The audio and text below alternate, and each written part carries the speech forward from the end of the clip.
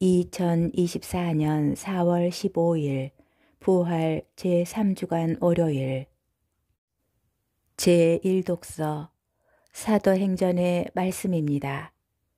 그 무렵 은총과 능력이 충만한 스테파노는 백성 가운데에서 큰 이적과 표징들을 일으켰다. 그때에 이른바 해방민들과 키레네인들과 알렉산드리아인들과 킬리키아와 아시아 출신들의 회당에 속한 사람 몇이 나서서 스테파노와 논쟁을 벌였다. 그러나 그의 말에서 드러나는 지혜와 성령에 대항할 수가 없었다.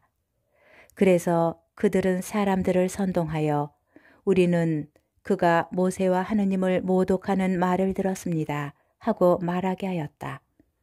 또 백성과 원로들과 율법학자들을 부추기고 나서 느닷없이 그를 붙잡아 최고의회로 끌고 갔다. 거기에서 거짓 증인들을 내세워 이런 말을 하게 하였다. 이 사람은 끊임없이 이 거룩한 곳과 율법을 거슬러 말합니다. 사실 저희는 그 나자렛 사람 예수가 이곳을 허물고 또 모세가 우리에게 물려준 관습들을 뜯어고칠 것이라고 이자가 말하는 것을 들었습니다.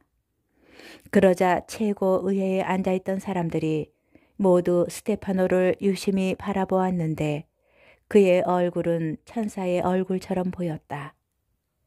주님의 말씀입니다. 복음 요한복음 6장 22절에서 29절의 말씀입니다. 예수님께서 5,000명을 먹이신 뒤 제자들은 호수 위를 걸어오시는 예수님을 보았다.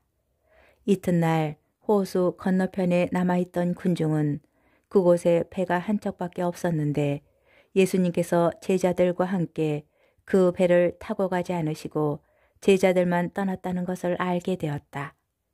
그런데 티베리아스에서 배 몇 척이 주님께서 감사를 드리신 다음 빵을 나누어 먹이신 곳에 가까이 와 닿았다.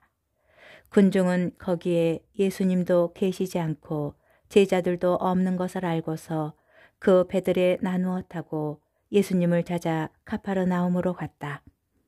그들은 호수 건너편에서 예수님을 찾아내고 랍비, 언제 이곳에 오셨습니까? 하고 물었다. 예수님께서 그들에게 대답하셨다. 내가 진실로 진실로 너희에게 말한다. 너희가 나를 찾는 것은 표징을 보았기 때문이 아니라 빵을 배불리 먹었기 때문이다. 너희는 썩어 없어질 양식을 얻으려고 힘쓰지 말고 길이 남아 영원한 생명을 누리게 하는 양식을 얻으려고 힘써라. 그 양식은 사람의 아들이 너희에게 줄 것이다. 하느님 아버지께서 사람의 아들을 인정하셨기 때문이다. 그들이 하느님의 일을 하려면 저희가 무엇을 해야 합니까? 하고 묻자 예수님께서 그들에게 대답하셨다. 하느님의 일은 그분께서 보내신 이 일을 너희가 믿는 것이다. 주님의 말씀입니다. 오늘의 묵상 5,000명이 넘는 군중을 먹이신 뒤 호수 건너편으로 가신 예수님과 제자들은 거기까지 자신들을 찾아온 군중을 만나게 됩니다. 복음의 전반부에서 특별히 강조된 내용은 찾음입니다. 여기저기 예수님을 찾으러 움직이는 군중의 모습이 길게 묘사되어 있습니다. 마침내 그들은 예수님을 찾아내고 예수님께서도 그들이 당신을 애타게 찾았음을 인정하십니다. 그러나 너희가 나를 찾는 것은 자신들의 요구를 충족하려는 것이었음을 썩어 없어질 양식을 얻으려고 힘쓰지 말고 영원한 생명을 누리게 하는 양식을 얻으려고 힘써라 라는 말로 지적하십니다. 썩어 없어질 양식과 영원한 생명을 누리게 하는 양식이 대조되고 힘쓰지 말고 힘써라가 대조되어 있습니다. 사람들이 저희가 무엇을 해야 합니까? 하고 묻자 예수님께서는 그분께서 보내신 일을 너희가 믿는 것이다 라고 대답하십니다. 여기에서도 하는 것과 믿는 것이 대조를 이루고 있습니다.